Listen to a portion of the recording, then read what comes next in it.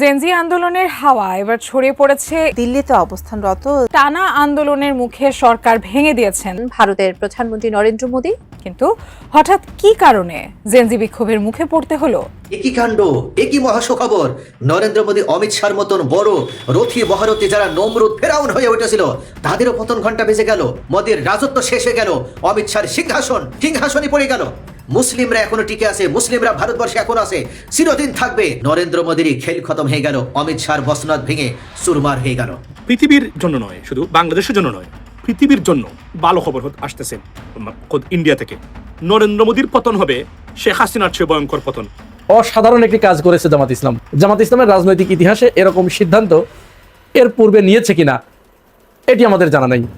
কি সেই কাজটি জামাত ইসলাম করেছে এই বিষয়টি আমি আসব।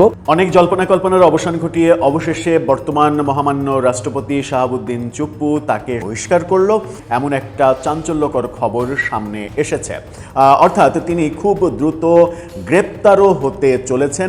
স্বৈরাচারের আমলে নিয়োগপ্রাপ্ত এসালমের চামচা, যিনি কিনা দুর্নীতিবাজ, যিনি কিনা বেগম জিয়াকে দুর্নীতির মামলা ফাঁসিয়েছেন এবং যিনি কিনা এই ইসলামী ব্যাংক লুটপাটে এসালমকে সাহায্য করেছেন, স্বৈরাচারের দোসর চুপ্পুকে পদত্যাগ করতে হবে। এটা রাষ্ট্রপতি চুপ্পুকে অলরেডি জানিয়ে দেওয়া হয়েছে।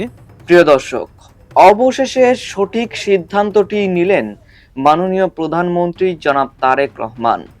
5ই আগস্টের পর থেকে বারবার দাবি উঠেছিল স্বৈরাচারের দোসর রাষ্ট্রপতি শাহাবুদ্দিন চুপ্পুকে যেন অপসারণ করানো হয় বা বহিষ্কার করা হয়। প্রিয় দর্শক, যদিও পরিস্থিতি সেরকম হয়নি, কিন্তু এই মুহূর্তে এসে জনাব তারেক রহমানের কাছে এমন কিছু গোয়েন্দা তথ্য এসেছে যেই তথ্যের ভিত্তিতে স্বৈরাচারের নিয়োগপ্রাপ্ত রাষ্ট্রপতি শাহাবুদ্দিন চুপ্পুকে সরিয়ে দিতে বাধ্য হচ্ছে সরকার। প্রিয় দর্শক, এমনকি 25 তারিখ অবধি ডেডলাইন দেওয়া হয়েছে শাহাবুদ্দিন চুপ্পুকে, এর মধ্যেই তিনি পদত্যাগ করবেন। প্রিয় দর্শক, এখন প্রশ্ন হচ্ছে, যদি শাহাবুদ্দিন চুপ্পু পদত্যাগ করেন তবে নতুন রাষ্ট্রপতি কে হবেন? তো প্রিয় দর্শক, কে সেই ব্যক্তি যার উপর আস্থা রাখছেন জনাব তারেক রহমান, তার নামটিও আমরা জানতে পারবো। এরই সাথে সাথে সাবেক প্রধানমন্ত্রী শেখ হাসিনার চাইতেও ভয়ঙ্কর পরিণতি হলো ভারতের প্রধানমন্ত্রী নরেন্দ্র মোদীর। প্রিয় দর্শক, বিশ্লেষকগণ আগেই বলেছিলেন যে নরেন্দ্র মোদী যেহেতু সাবেক প্রধানমন্ত্রী শেখ হাসিনার চাইতেও বড় স্বৈরাচার, অর্থাৎ তিনি আসলে স্বৈরাচার লালন পালন করেন। তিনি আসলে চারিদিকে স্বৈরাচারকে লালিত পালিত করার মাধ্যমে তার ক্ষমতার মসনদ টিকিয়ে রেখেছিলেন এতদিন। তো সেই বড় স্বৈরাচারের পতন আরো বড়ভাবেই হচ্ছে। তো প্রিয় দর্শক, নরেন্দ্র মোদীর এই মুহূর্তে কি অবস্থা? ভারতের আন্দোলনেরই বা কি অবস্থা? ছাত্র জনতা কি পিছু হটবে, নাকি বাংলাদেশের মতো বা বাংলাদেশের পথেই তারা হাঁটবে? সেটিও আশা করছি আজকের ভিডিওটি দেখলেই বুঝতে পারবেন। তো দর্শক, আমি আর বেশি কথা বাড়াবো না। এই ভিডিও শুরুতেই আপনাদের আরো যে ভিডিওগুলোর অংশ বিশেষ দেখিয়ে শুরু করেছিলাম, সেই ভিডিওগুলোর বিস্তারিত আলোচনা দেখাবো। তবে তার আগে বলি, যারা এখনো চ্যানেলটি সাবস্ক্রাইব করেননি সকলে চ্যানেলটি সাবস্ক্রাইব করে পাশে থাকা বেল আইকনটি বাজিয়ে দিবেন। আর যারা ইতিমধ্যেই সাবস্ক্রাইব করে রেখেছেন তাদের সকলকে অসংখ্য ধন্যবাদ। তো চলুন একটি লাইক দিয়ে আমরা ধারাবাহিকভাবে সবগুলো ভিডিওর বিস্তারিত আলোচনা দেখে আসি। প্রধানমন্ত্রী তারেক রহমানের প্রতিনিধি তাকে অলরেডি বঙ্গভবনে গিয়ে বলে এসেছেন যে 25শে জুলাইয়ের ভিতরে তাকে পদত্যাগপত্র জমা দিতে হবে। কারণ দেখাতে হবে, ব্যক্তিগত স্বাস্থ্যগত কারণ দেখিয়ে। আজকে 22 তারিখ, হাতে আর মাত্র 3 দিন, 22, 23, 24, 25। এই 25 তারিখের ভিতরে যদি তিনি পদত্যাগ করেন তাহলে 5ই আগস্ট যে শেখ হাসিনা পলায়নের দ্বিতীয় বার্ষিকী এবং বিএনপির ক্ষমতায় আসার পরে এটা শেখ হাসিনার পলায়নের এটা প্রথমবারের মতো বিএনপি উদযাপন করবে ক্ষমতায় আসার পর। তো তার আগেই এই রাষ্ট্রপতি চুপ্পুকে পদত্যাগ করতে হবে। এটা রাষ্ট্রপতি চুপ্পুকে অলরেডি জানিয়ে দেওয়া হয়েছে যে আপনি ব্যক্তিগত এবং স্বাস্থ্যগত কারণ দেখিয়ে আপনি পদত্যাগ করবেন।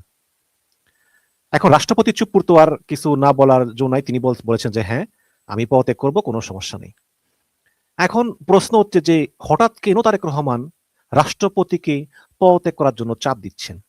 যেই রাষ্ট্রপতিকে পদে রাখার জন্য বিএনপি কত চেষ্টা করেছে। আপনি জানেন যে ইউনূসের আমলে কত আন্দোলন হয়েছিল, ইউনূসের আমলে এই রাষ্ট্রপতি চুপ্পুর পদত্যাগ নিয়ে কত আন্দোলন, কত জলঘোলা, কিন্তু বিএনপি এবং সেনাপ্রধান জেনারেল ওয়াকারুজ্জামান সবসময় এই রাষ্ট্রপতির পাশে দাঁড়িয়েছে। কিন্তু এখন এমন কি সিচুয়েশন আসলো যে তারেক রহমান রাষ্ট্রপতি চুপ্পুকে পত্র পাঠ বিদায় করে দিচ্ছেন? অনেকে বলবেন রাষ্ট্রপতি চুপ্পু স্বৈরাচারের দোসর। এটা কি নতুন কথা? এটা কি বিএনপি জানতো না? জানতো তো। তাহলে বিএনপি কেন এতদিন রাষ্ট্রপতি চুপ্পুকে রাখার জন্য এত উদগ্রীব হয়েছিল? আবার এখন এমন কি ঘটলো যে রাষ্ট্রপতি চুপ্পুকে একদম মানে আর 3 দিন বাকি, 25 তারিখের মধ্যে তাকে একদম বঙ্গভবন ছেড়ে চলে যেতে হবে? বিষয়টা আসলে একটু জটিল এবং আলোচনা করব যে এরপর রাষ্ট্রপতি আসলে কে হতে পারেন। যাই হোক, সমস্যাটা শুরু কিন্তু রাষ্ট্রপতির লন্ডন সফরের পর থেকেই। আপনি দেখেছেন যে তারেক রহমান প্রধানমন্ত্রী হওয়ার পরে কিন্তু রাষ্ট্রপতি চুপ্পু একটা ইন্টারভিউ দিয়েছিল। তিনি ইন্টারভিউতে বলেছেন যে ইউনূসের আমলে তাকে বেরোতেই তো না, ইউনূসের আমলে তাকে গৃহবন্দী করে রাখতো, ইউনূসের আমলে তার প্রেস সেক্রেটারিকে সরিয়ে দিয়েছিল, ইউনূসের আমলে তাকে এমনকি চিকিৎসার জন্য বিদেশে যেতে দেওয়া হয়নি। মানে মোট কথা ইউনূসের বিরুদ্ধে যা যা বলার দরকার ইউনূস চলে যাওয়ার পর সব বলেছেন এবং তারেক রহমান সরকারের বসে প্রশংসা করেছেন এবং প্রধানমন্ত্রী তারেক রহমানের খুবই প্রশংসা করেছেন এই রাষ্ট্রপতি শাহাবুদ্দিন চুপ্পু। এবং তিনি এও বলেছেন যে তারেক রহমান চাইলে তিনি তার পদের মেয়াদ পূর্ণ করতে চান। এবং আমরা দেখেছি যে ডক্টর ইউনূস কোন দেশ সফর থেকে আসার পরে নিয়ম অনুযায়ী কিন্তু বঙ্গভবনে গিয়ে রাষ্ট্রপতি চুপ্পুকে ওই দেশ সফরের অর্জনগুলোকে বিষয় ব্রিফ করার কথা, কিন্তু ডক্টর ইউনূস কখনোই বঙ্গভবনে যাননি, রাষ্ট্রপতি চুপ্পুকে অবহিত করেননি। কিন্তু আমরা দেখলাম যে তারেক রহমান প্রধানমন্ত্রী হওয়ার পরে তারেক রহমান চুপ্পুকে নিয়ে কয়েকটা জায়গায় উদ্বোধন করেছেন। চুপ্পুকে তার প্রেস সেক্রেটারি পদ ফিরিয়ে দেওয়া, মানে যে প্রেস সেক্রেটারিগুলো তার জন্য কাজ করতো প্রেস সেক্রেটারিরা, তাকে ফিরিয়ে দেওয়া হয়েছে। চুপ্পুর সঙ্গে তিনি রোজার ঈদের নামাজ একসঙ্গে পড়েছেন ঈদগাহে, সম্পর্ক ভালো। তারপর চুপ্পুকে লন্ডন যাওয়ার অনুমতি দিলেন চিকিৎসার জন্য এবং সমস্যা সেখান থেকেই শুরু। চুপ্পু লন্ডন গিয়েছেন চিকিৎসার জন্য, কিন্তু এই চিকিৎসার জন্য তিনি অন্য কোথাও ইচ্ছা করলেও তিনি যেতে পারতেন, কারণ এই হার্টের চিকিৎসা তো সিঙ্গাপুরে হয়, থাইল্যান্ডে হয়, ভারতে হয়, কিন্তু তিনি লন্ডনে গিয়েছেন এবং গোয়েন্দা সংস্থার রিপোর্ট যে তিনি লন্ডনে গিয়ে শেখ হাসিনা ছোট বোন শেখ রেহানার সঙ্গে গোপনে দেখা করেছেন, যেভাবে দেখা করেছেন, এবং নিষিদ্ধ ঘোষিত আওয়ামী লীগের কয়েকজন নেতার সঙ্গে তিনি দেখা করেছেন, কথা বলেছেন। এই সমস্ত রিপোর্ট তারেক রহমানের কাছে আসে এবং এও আসে যে হয়তো রাষ্ট্রপতি চুপ্পু রাষ্ট্রীয় কোনো গোপন তথ্য সেই সমস্ত নিষিদ্ধ ঘোষিত নেতাদের কাছে ফাঁস করে দিতে পারেন। এবং এই খবর পাওয়ার পরই তারেক রহমান নড়ে চড়ে বসেন এবং তিনি বুঝতে পারেন যে স্বৈরাচারের আমলে নিয়োগপ্রাপ্ত এসালমের চামচা, যিনি কিনা দুর্নীতিবাজ, যিনি কিনা বেগম জিয়াকে দুর্নীতির মামলায় ফাঁসিয়েছেন এবং যিনি কিনা এই ইসলামী ব্যাংক লুটপাটে এসালমকে সাহায্য করেছেন, সেই স্বৈরাচারের দোসর চুপ্পুকে রাষ্ট্রপতি পদে বসিয়ে রেখে আসলে আমি নির্বিঘ্ন হতে পারবো না। সরকার চালানোর সময় আমাকে প্রতি পদে পদে সতর্ক থাকতে হবে, কারণ এই চুপ্পু বিএনপির পক্ষ নেবে বা ইউনূসের পক্ষ নেবে বা জামাতের পক্ষ নেবে, এগুলো ভাবার কোনো কারণ নাই। কারণ দিন শেষে সে তার প্রভুরই গুণগান গাইবে, যে প্রভু তাকে নিয়োগ দিয়েছিল। তো এই সমস্ত বিষয় তারেক রহমান সতর্ক হন এবং খেয়াল করবেন তারেক রহমানের প্রথম সফর মালয়েশিয়া সফর এবং চীন সফর, এই দুইটা সফর শেষ করে কিন্তু তারেক রহমান বঙ্গভবনে গিয়ে চুপ্পুকে অবহিত করেননি, সফরের আউটকাম সম্পর্কে রাষ্ট্রপতিকে তারেক রহমান অবহিত করেননি। তাহলে ডক্টর ইউনূসও কিন্তু বিদেশ সফর শেষ করে এসে চুপ্পুকে অবহিত করতেন না, তারেক রহমানও শেষ পর্যন্ত সেই পথ অনুসরণ করলেন। তারেক রহমান আজকে মনে হয় 1 মাস হয়েছে তারেক রহমান করেছেন, মালয়েশিয়া চীন সফর থেকে আসছেন, তিনি একটা ভারও চুপ্পুর সঙ্গে গিয়ে দেখা করেননি। একই কাণ্ড, একই মহাসুখবর। নরেন্দ্র মোদী অমিত শাহর মতন বড় রথী মহারথী যারা নমরুদ ফেরাউন হয়ে উঠেছিল তাদেরও পতন ঘন্টা বেজে গেল। এটা কি করে সম্ভব করলো এই ককরোচ জনতা পার্টি সিজেকে? একের পর একে আন্দোলনের মাত্রা যেভাবে বৃদ্ধি পাচ্ছে, তাতে করে গোটা ভারত ব্যাপী এখন আন্দোলনের রেশ ছড়িয়ে পড়েছে, আন্দোলনের উত্তাপ ছড়িয়ে পড়েছে। কলকাতা থেকে শুরু করে পুনে থেকে শুরু করে একেবারে প্রত্যেকটা রাজ্য এই আন্দোলনে এখন টালমাটাল অবস্থা। মোদীর রাজত্ব শেষ হয়ে গেল, অমিত শাহর সিংহাসন টালমাটাল হয়ে গেল। এই দুই শয়তান, দুই বদমাইশ যারা নিজেদেরকে নমরুদ আর ফেরাউন মনে করত, যারা নিজেদেরকে এমন ভাবে ভারতের অধিপতি হিসেবে তারা গড়ে তুলেছিল, অনন্য উচ্চতায় নিয়ে গিয়েছিল, তারা মনে করেছিল যে তাদের ক্ষমতা থেকে টেনে নামানোর মতন ক্ষমতা এই ভারতবর্ষে কারো নেই। কিন্তু তারা ভুলে গিয়েছিল যে সকল কিছুর ঊর্ধ্বে, সকল ষড়যন্ত্রকারীর উপরেও বড় ষড়যন্ত্রকারী অর্থাৎ বড় কৌশলী মহান আল্লাহ পাক আছেন। তিনি যখন ধরেন তখন এমন ভাবে ধরেন ঠিক 1 চুল পরিমাণও নড়ার সুযোগ প্রদান করেন না। কিন্তু তিনি ধরলেই যে ধরেন তা কিন্তু নয়, বারবার সুযোগ দেন, বারবার তোমাদের সংশোধন হওয়ার সুযোগ দেন। কিন্তু এই অমিত শাহ এবং নরেন্দ্র মোদী বারবার তারা সীমা লঙ্ঘন করেছে। আমি গতকালে একটা ভিডিও আপলোড করেছিলাম কিভাবে 988 বছরের পুরাতন মসজিদকে ভেঙে ফেলার নীল নকশা করা হয়েছে আবার উত্তর প্রদেশে। অর্থাৎ এটা নিত্যদিনের একটা ঘটনায় পরিণত হয়েছে ভারতবর্ষে। তারা অন্যায়ের সীমা লঙ্ঘন করে ফেলেছিল, অর্থাৎ অন্যায়েরও একটা সীমা আছে। ভারতবর্ষ গড়ে তোলার পেছনে মুসলিমদের ভূমিকা, যেখানে 40 কোটি মুসলিমের বসবাস, যে মুসলিম জনগণ শান্তিপূর্ণভাবে ভারত গঠনে ভূমিকা পালন করছে, সেই মুসলিমদেরকে নিশ্চিহ্ন করার নীল নকশা বাস্তবায়নের ষড়যন্ত্র শুরু করেছিল এই অমিত শাহ নরেন্দ্র মোদী। আজ শেষ পর্যন্ত তাদেরই পতন ঘণ্টা বেজে গেল ককরোচ জনতা পার্টির হাতে। প্রিয় দর্শক, এই শয়তান নরেন্দ্র মোদী তারা গত 23 দিনের ব্যবধানে 45টি মসজিদ ধ্বংস করে দিয়েছে। এমনকি রাজস্থানের সীমান্তবর্তী এলাকাগুলোতে কোনো মসজিদ থাকতে পারবে না, অর্থাৎ সেখানে মুসলিমরা বসবাস করতে পারবে, তারা নামাজ পড়তে পারবে না। কোনো মসজিদ নামে কোনো ধর্মীয় কোনো প্রতিষ্ঠান থাকতে পারবে না, কিন্তু মন্দির থাকতে পারবে, প্যাগোডা থাকতে পারবে, গির্জা থাকতে পারবে, কিন্তু মুসলিমদের মসজিদ থাকতে পারবে না। কেন থাকতে পারবে না? কারণ পাকিস্তানের সীমান্তবর্তী অঞ্চলগুলোতে নাকি জঙ্গি তৎপরতা বৃদ্ধি হতে পারে। মিথ্যাচার, ভণ্ডামি করে মূলত একটা জাতিকে নিশ্চিহ্ন করা এবং ধর্ম থেকে বিমুখ রাখার ষড়যন্ত্র হিসেবেই রাজস্থানের এই কোর্টকে ব্যবহার করে নরেন্দ্র মোদী অবশেষে মুসলিমদের বিরুদ্ধে মুসলিমদের প্রতিষ্ঠান ভেঙে ফেলা, ধ্বংস করে দেওয়ার নীল নকশার হাতিয়ার হিসেবে এই কোর্টের রায়টিকে তারা ব্যবহার করেছিল। ঠিক 2 দিন পর, মাত্র 2 দিন পরে, এই রায় পাওয়ার 2 দিন পর অবশেষে এই নরেন্দ্র মোদীর সিংহাসনই পড়ে গেল। অর্থাৎ যে নরেন্দ্র মোদী ভারত থেকে মুসলিমদের বিতাড়িত করতে চেয়েছিল, যে নরেন্দ্র মোদীর বিজেপি ভারত থেকে মুসলিমদের একেবারে শূন্যের কোঠায় জনসংখ্যা নামিয়ে আনতে চেয়েছিল, অবশেষে মুসলিমরা এখনো টিকে আছে, মুসলিমরা ভারতবর্ষে এখনো আছে, চিরদিন থাকবে। যতক্ষণ পর্যন্ত এই বিজেপি নামক সন্ত্রাসী এবং আরএসএস এর মূল উৎপাদন করা না যাবে, ততক্ষণ পর্যন্ত মুসলিমরা থাকবে। কিন্তু দেখা যাচ্ছে আজকে এই ককরোচ জনতা পার্টির আন্দোলনে নরেন্দ্র মোদীরই খেল খতম হয়ে গেল, অমিত শাহর বসনাথ ভেঙে চুরমার হয়ে গেল। ভারতের রাজধানী দিল্লি নতুন করে যেন আবার আগুনের সমুদ্রে পরিণত হয়েছে। নিট প্রশ্নফাদের কেলেঙ্কারি আর ছাত্রদের উপরে সোমবার যে পুলিশি দমন পীড়ন করা হয়েছিল, তার পরপরই ছাত্র জনতা আজকে তারা যন্তর মন্তরে আরো বড় ধরনের গণজমায়েত করেছে। রাহুল গান্ধীর নেতৃত্বে গতকাল যেভাবে মোদী সরকারের বিরুদ্ধে ঝড় গড়ে তুলেছিল এই ছাত্র জনতা, অবশেষে তারা কষায় মোদী সরকারের পতন ঘণ্টা বাজিয়ে দিল। এই মুহূর্তে আরো বড় ধরনের একটা নিউজ হচ্ছে, ভারত সরকারের পক্ষ থেকে 16টি মেট্রো স্টেশন বন্ধ করে দেওয়া হয়েছে। তারা দাঁড় উল্লেখ করেছে এই ছাত্র জনতার আন্দোলন নস্যাৎ করে দেওয়া যা এবং গণজমায়েতকে রুখে দেওয়ার জন্যই মূলত এই 16টি মেট্রো স্টেশন বন্ধ ঘোষণা করে দেওয়া হলো। এমনকি গত সোমবারে তারা ইন্টারনেট পরিষেবা বন্ধ করে দিয়েছিল, অর্থাৎ যন্তর মন্তর এবং দিল্লির পার্শ্ববর্তী এলাকাগুলোতে ইন্টারনেট পরিষেবা একেবারে বন্ধ রয়েছে। তারপরেও তারা ছাত্র জনতার আন্দোলন, ছাত্র জনতার গণজোয়ার তারা রুখে দিতে পারেনি। অবশেষে আজকে বুধবারে এসে ছাত্র জনতা আবারও তারা এক জায়গায় গণজমায়েত হওয়ার মাধ্যমে জাতীয় সংসদের সামনে তারা একের পর এক স্লোগান দিচ্ছে, মোদীর পতন চাচ্ছে, এমনকি তারা অমিত শাহর পতন চাচ্ছে, শিক্ষামন্ত্রী ধর্মেন্দ্রর পতন চাচ্ছে। কংগ্রেস এই মুহূর্তে উল্লেখ করেছে, ছাত্রদের ব্যবহার করছে না এই বিজেপি, বরং তারা তাদের ভবিষ্যতে লুটপাট করছে। কসাই মোদীর শাসনে যুব সমাজ তারা সহ্যের সীমা ছাড়িয়ে ফেলেছে, যে কারণে এখন তারা এই আন্দোলনের পথ বেছে নিয়েছে। তবে বিজেপি নেতারা এটাকে নাটক বলে উল্লেখ করেছে। তারা উল্লেখ করেছে কংগ্রেস পেছন থেকে অর্থ এবং তাদের কৌশল দিয়ে, অর্থাৎ তারা সমর্থন দিয়ে মূলত মোদী সরকারের বিরুদ্ধে আন্দোলন তারা সৃষ্টি করেছে। যদি এই মুহূর্তে শুধুমাত্র প্রশ্ন নিট ফাঁসের ভিতরে, আর কিন্তু এই আন্দোলন থেমে নেই। ইতিমধ্যে মোদী বিজেপির ব্যর্থতা, দুর্নীতি এবং যুবকদের বিরোধী নীতির বিরুদ্ধে যে ঐতিহাসিক লড়াই, সেই লড়াইয়ের শেষ পরিণত হতে যাচ্ছে নরেন্দ্র মোদীর পতন। দিল্লির লোক কল্যাণ মার্গে প্রধানমন্ত্রীর বাসভবনের সামনে গতকাল অবস্থান কর্মসূচি চলাকালীন অবস্থায় রাহুল গান্ধী এবং প্রিয়াঙ্কা গান্ধী ভাদ্রা সহ কংগ্রেসের শীর্ষ নেতাদের দিল্লি পুলিশ আটক করে। ছত্রসাল স্টেডিয়াম ও মন্দির মার্গ থানায় নিয়ে যাওয়া হয় তাদের। সোনিয়া গান্ধী থানায় ছুটে যান মেয়ের সঙ্গে দেখা করতে। রাত প্রায় 9টার দিকে সোনিয়া গান্ধীর উপস্থিতিতে 2 ভাই বোনকে মুক্তি দেওয়া হয়। কিন্তু আটকের সেই সময়টুকুতেও রাহুল গান্ধী কিন্তু চুপ করেছিলেন না। তিনি একটি ভিডিও বার্তায় সরাসরি সরকারের কাছে 5 দফা দাবি তুলে ধরেন, যা এখন সারা দেশে আলোড়ন সৃষ্টি করেছে। তিনি যে দাবিগুলো উল্লেখ করেছে, এখন ছাত্র জনতার দাবিতে সেটা পরিণত হয়েছে। 1 নম্বরে তিনি উল্লেখ করেছিলেন, স্বরাষ্ট্রমন্ত্রী অমিত শাহ ও শিক্ষামন্ত্রী ধর্মেন্দ্র প্রধানের অবিলম্বে পদত্যাগ করতে হবে।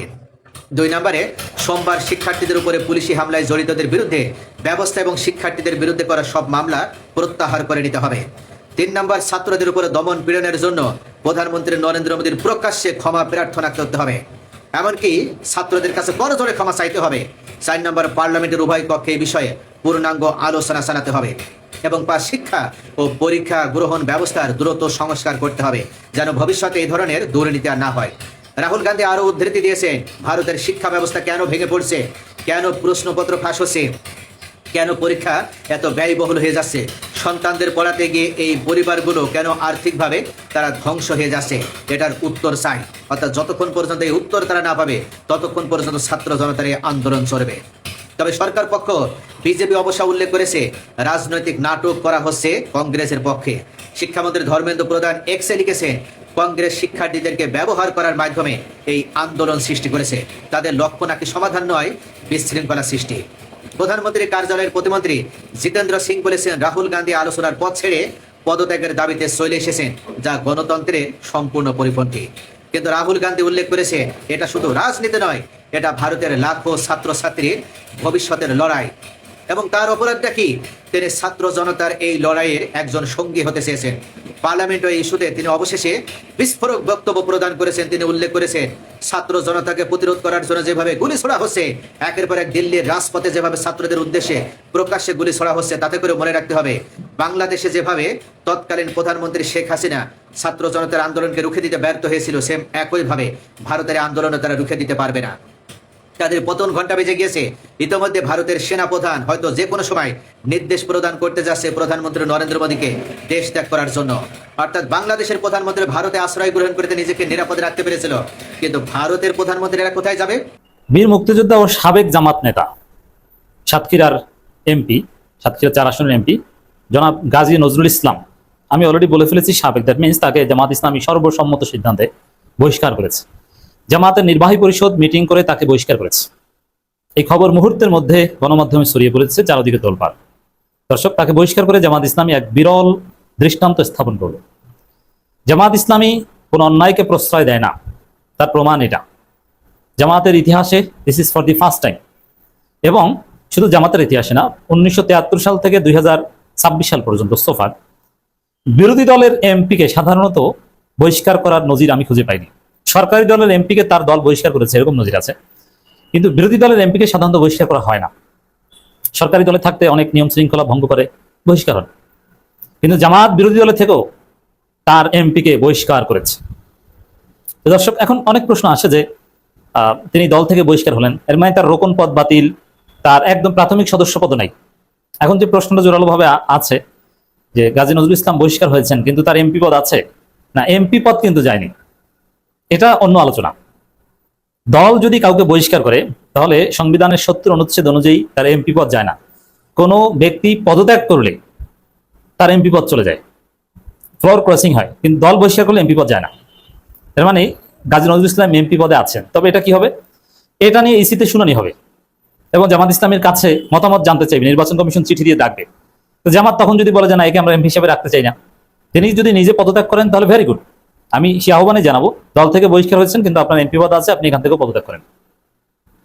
দর্শক, বাংলাদেশের ইতিহাসে রানিং এমপিকে দল থেকে বহিষ্কারের নজির খুব কম পাওয়া যায়। যেহেতু এটা একটা বিরল দৃষ্টান্ত, ইতিহাসে আরো কি আছে আপনাদের জানা দরকার। দর্শক, কর্নেল অলি আহমেদ বীর বিক্রম, যিনি এখন জামাত জোটের একজন গুরুত্বপূর্ণ নেতা, এলডিপির চেয়ারম্যান, তিনি কিন্তু 2006 সালে বিএনপি থেকে বহিষ্কৃত হয়েছিলেন রানিং এমপি এবং মন্ত্রী থাকা অবস্থায়। এছাড়া আমাদের গামছা কাদের, বঙ্গবীর কাদের সিদ্দিকী, তিনি 1999 সালে আওয়ামী লীগ থেকে বহিষ্কৃত হয়েছিলেন রানিং এমপি থাকা অবস্থায়। এখন এখানে আরো একটা প্রশ্ন, রানিং এমপিরা যারা বহিষ্কার হয় তারা ভবিষ্যতে আরো বড় কিছু করে, যেমন এলডিপি থেকে, মানে কর্নেল অলি বিএনপি থেকে বহিষ্কৃত হয়ে তিনি এখন এলডিপি করছেন। বঙ্গবীর কাদের সিদ্দিকী আওয়ামী লীগ থেকে 1999 সালে বহিষ্কৃত হয়ে তিনি এখন গামছা পার্টি করছেন, কৃষক শ্রমিক জনতা লীগ গঠন করেছেন। সুলতান মোহাম্মদ মনসুর রিসেন্ট এক্সাম্পল, তিনি 2018 সালে নির্বাচনে নির্বাচিত হন, শপথ নেওয়ার কারণে বিএনপি তাকে দল থেকে বহিষ্কার করে। মোকাব্বির খান, যিনি গণফোরামের নেতা ছিলেন, তিনিও 2018 সালে গণফোরামের সিদ্ধান্ত অমান্য করে এমপি হিসেবে শপথ নেন, যার ফলে তিনি বহিষ্কৃত হন। তো এমপি হওয়ার পর দল বহিষ্কার করার এরকম ঘটনা আছে। তবে এটাই প্রেসিডেন্স, এটি আইনের ব্যাখ্যা, বাংলাদেশের নজির এটা, যে দল বহিষ্কার করলে তার এমপি পদ যায় না। দ্যাট মিনস গাজী নজরুল ইসলামের এমপি পদ আছে। মাহমুদুর রহমান মান্না, তিনিও কিন্তু আওয়ামী লীগের সাংগঠনিক সম্পাদক থাকা অবস্থায় বহিষ্কৃত হয়েছেন, যদিও তিনি তখন এমপি ছিলেন না। এই জাস্ট কয়েকটা এক্সাম্পল পাওয়া যায়। 5 জন এমপি, 4 জন। আর এই ষষ্ঠতম গাজী নজরুল ইসলাম, যাকে জামাত বহিষ্কার করে। এবং জামাতের ইতিহাসে এবং জাতীয় পার্টির ইতিহাসে তাদের রানিং এমপিকে বহিষ্কারের কোনো ইতিহাস নাই। This is for the first time. যেহেতু জামাতের ইতিহাসে ফার্স্ট টাইম, এই জন্য এটাকে বিরল দৃষ্টান্ত বলতে হবে এবং সমস্ত সমালোচনার অবসান ঘটেছে বলতে হবে। কারণ জামাত ইসলামীতে একটা ব্যতিক্রমী এই ঘটনা ঘটেছে, যেটা অন্যান্য দলে হর হামেশা পানি পান্তার মতো ঘটে। তো জামাত তার রানিং এমপিকেও ছাড় দিল না। এবং আমি বিশ্বাস করি এবং মোটামুটি জানতে পেরেছি এমপি পদ কিভাবে বাতিল হয়। মানে ইসি চিঠি দিয়ে জামাতকে যখন শুনানির জন্য রাখবে, তখন সেখানে যে জামাত তার এমপি পদ বাতিল চাইবে, তবে এখানে বিএনপি রাজনীতি করতে চাইবে। এমপি পদ বাতিল হলে যিনি সেকেন্ড হয়েছিলেন বিএনপির, তাকে এমপি হিসেবে চাইবে না, এখানে বাই ইলেকশন হবে। সেই জন্য পদত্যাগ করলে বিষয়টা আরো সুন্দর হয়, বিএনপি সুযোগ পায় না। তো দর্শক, এখানে জামাত বহিষ্কার করেছে, এর মাধ্যমে আরো একটা বিষয় দিবালোচনা স্পষ্ট হলো যে এই যে দ্বিতীয় বিয়ের গল্প যারা ছড়িয়েছিলেন, যেটা আমরা স্পষ্ট বলেছি যে একটা পর্যায়ে বলেছি যে দ্বিতীয় বিয়েটি না, আসলে তিনি ওই গরিব একটা মেয়েকে তিনি চাকরি চেয়েছেন। নিঃসন্দেহে গরিব না হলে তার এসএসসি পাস করার পর চাকরি চায় না এত কম বয়সে, তাও আবার মেয়ে, যে চাকরি দেওয়ার সুপারিশ করার সুযোগ নিয়ে তিনি কিছু একটা করেছিলেন। তো পরে ধরা খাওয়ার পরে তিনি বিয়ের নাটক সাজিয়েছেন। এই যে তার প্রথম স্ত্রী বিয়ের দাবি করেছেন, যেটা আমাদের সম্মতিতে বিয়ে হয়েছে, এবং শ্বশুর বলেছেন, অমুক তমুক বলেছেন, এগুলো যে সব ভুয়া, এটা প্রমাণিত হয়েছে। কারণ দ্বিতীয় স্ত্রী যদি হয়ে থাকতো বৈধ, এবং এই যে কাগজপত্র কাবিন টাবিন যা দেখিয়েছে, এগুলো ভুয়া, এটা পরে তৈরি করা হয়েছে। মনে করেন বিবাহিত স্ত্রী ছিল, এটা ভয়াবহ রকমের অপরাধ ছিল। এটা আমাদেরকে মনে রাখতে হবে যে বহিষ্কারের মাধ্যমে এটা প্রমাণিত হয়। জামাতের প্রেস রিলিজে এটা উল্লেখ আছে যে তার বিরুদ্ধে অভিযোগ প্রমাণিত হয়েছে। এখানে দ্বিতীয় বিয়ে এটা তার অভিযোগ না, অভিযোগ হচ্ছে তিনি বিয়ে ছাড়া অবৈধ সম্পর্ক করেছে, তো এটা প্রমাণিত হয়েছে। দর্শক, আমি আশা করছি আপনারা সকলেই অত্যন্ত মনোযোগ সহকারে সবগুলো ভিডিও দেখেছেন। এমনকি দর্শক, যদি এই ভিডিওগুলো সম্পর্কে আপনাদের কোনো মতামত থেকে থাকে তাহলে তো অবশ্যই জানাবেন। দর্শক, নিউজটি শেষ করছি এখানেই, ফিরছি পরবর্তী নিউজে নতুন কোনো টপিকে। আল্লাহ হাফেজ।